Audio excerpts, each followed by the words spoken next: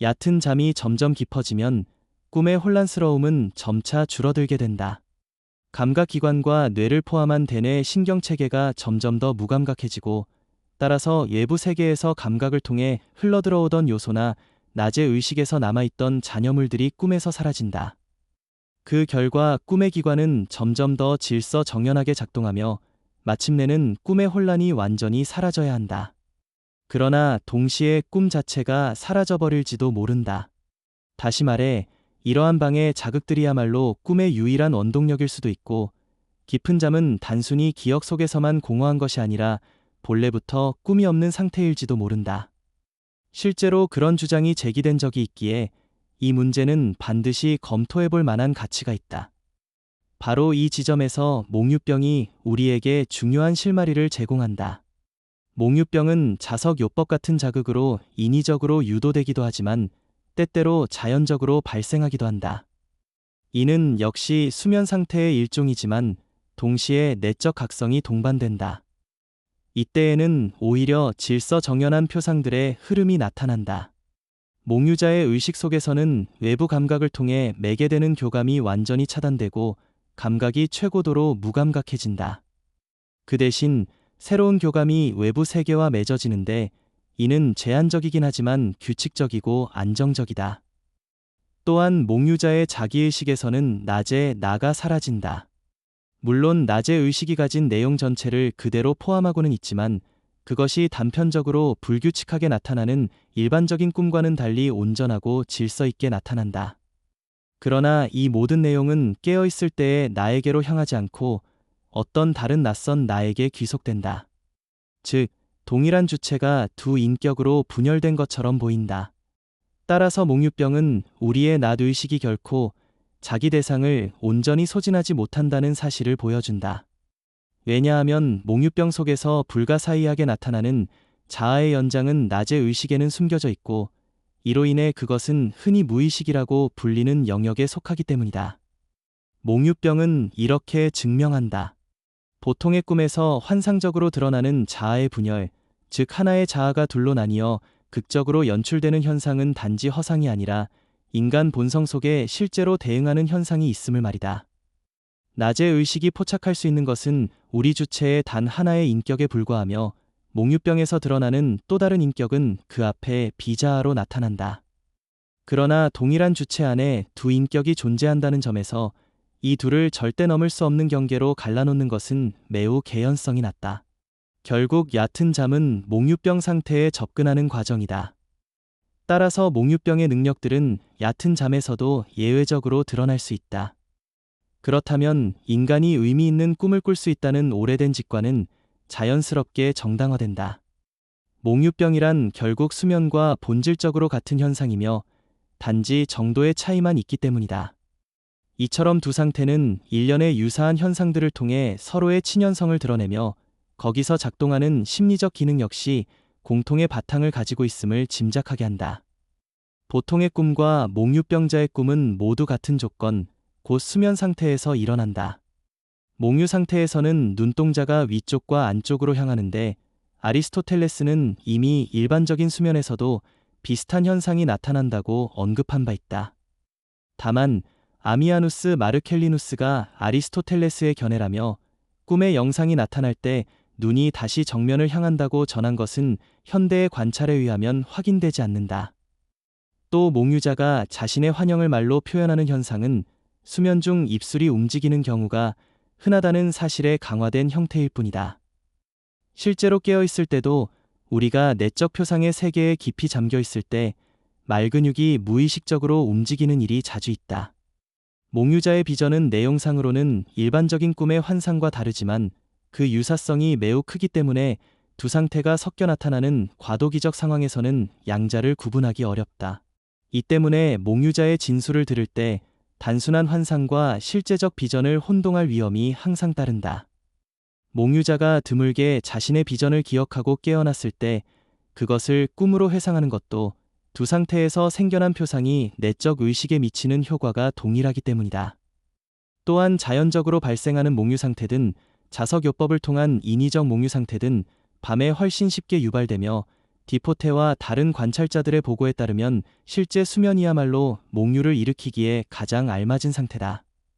따라서 수면은 이미 일종의 가벼운 몽유 상태이며 단지 깨어있음과 몽유 사이의 중간에 놓여 있는 것이다. 몽유병은 중간 상태가 아니라 깊어지고 고양된 수면 상태라고 이해할 때만 올바른 파악이 가능하다. 이를 제대로 보지 못하고 이르트처럼 몽유병을 단순히 수면과 각성의 중간에 위치한 상태라고 규정한다면 그 현상은 잘못 해석될 수밖에 없다. 왜냐하면 몽유자는 가장 고통스러운 수술조차도 느끼지 못하고 어떤 압박, 절개, 화상, 심지어는 극심한 소음으로도 깨어나지 않기 때문이다. 이는 단순히 중간 상태라기보다는 보통의 수면 상태에서 나타나는 감각 무감각이 극도로 고양된 형태임을 보여준다. 실제로 몽유병의 모든 현상은 수면 속에서 이미 나타나는 현상에 강화된 연장선에 불과하다. 기억 능력의 변화를 예로 들어도 마찬가지다. 꿈은 낮에 의식을 버리고 단편만 남기지만 때로는 잊혀졌던 장면들을 무의식으로부터 다시 불러내어 기억을 강화하기도 한다. 반면 몽유자는 낮의 의식을 온전히 간직하고 있을 뿐 아니라 놀라울 정도의 회상 능력을 보이기도 한다. 그러나 꿈에서 깨어날 때는 기억이 희미한 경우가 많고 몽유 상태에서 깨어날 때는 아예 기억이 전혀 남지 않는 경우가 대부분이다. 드물지만 때로는 꿈이 몽유 의식의 내용을 이어주는 연결의 다리 역할을 하기도 한다. 두 상태, 즉 일반적인 꿈과 몽유 상태 모두에서 종종 나타나는 환영은 단순히 신체적, 심리적 상태를 비유적이고 상징적인 형식으로 드러낸다. 또한 두 경우 모두에서 자아의 극적인 분열 현상이 발견된다.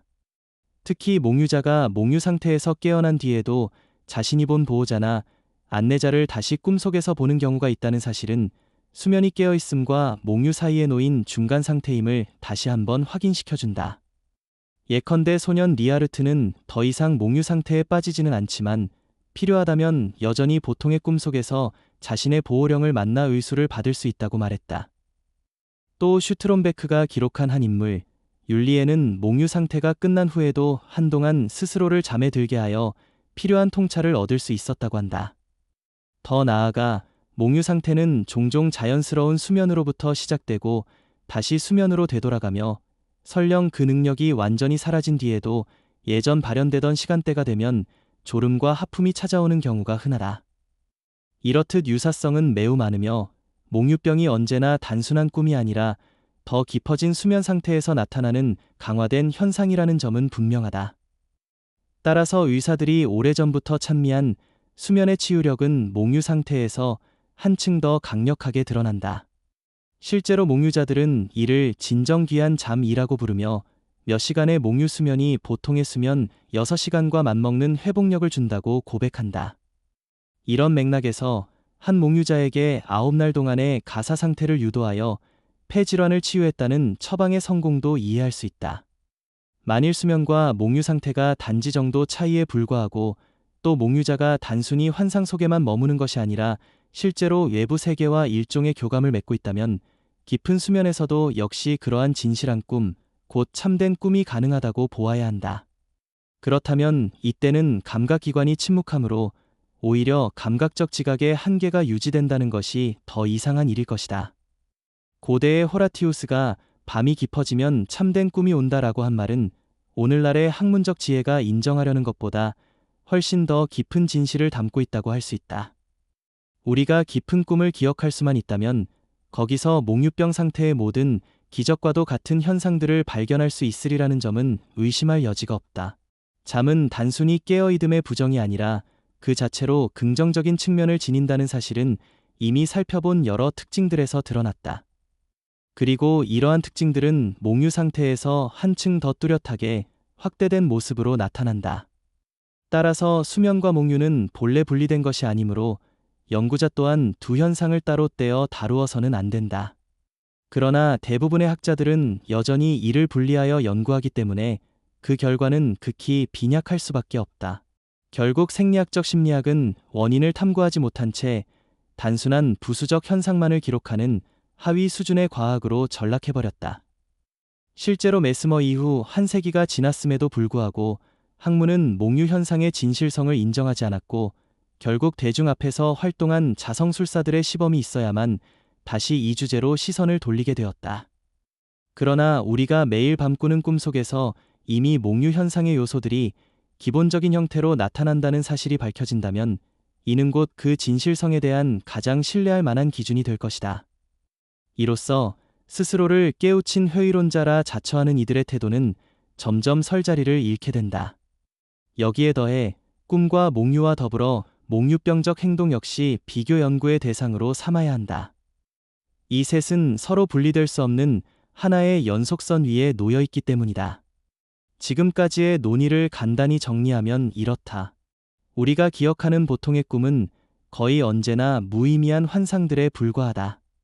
그러나 이는 단지 외부의 방해 요인 때문일 뿐, 깊은 잠에서는 이러한 방해가 사라지므로 혼란 역시 함께 사라져야 한다. 비록 깊은 잠의 꿈은 기억되지 않아 직접 증명할 수는 없지만, 꿈과 몽유의 긴밀한 유사성을 통해 우리는 그 가능성을 충분히 추론할 수 있다. 따라서 주의 깊은 연구자는 드물게 보고되는 기이한 꿈의 사례들을 결코 가볍게 무시할 수 없다. 흔히들 꿈은 헛것이다 라는 대중적 통념에 기대어 스스로를 강인한 정신의 소유자로 꾸미기 쉽지만, 실제로는 그것이야말로 비과학적 태도이다. 왜냐하면 우리가 기억하는 단편적이고 방해받은 꿈의 파편만으로 전체 꿈의 본질을 재단하는 것은 결코 정당하지 않기 때문이다. 이 진실은 언젠가 실험 심리학이 깊은 수면의 꿈을 기억 속으로 불러내는 데 성공할 때 더욱 분명히 드러날 것이다.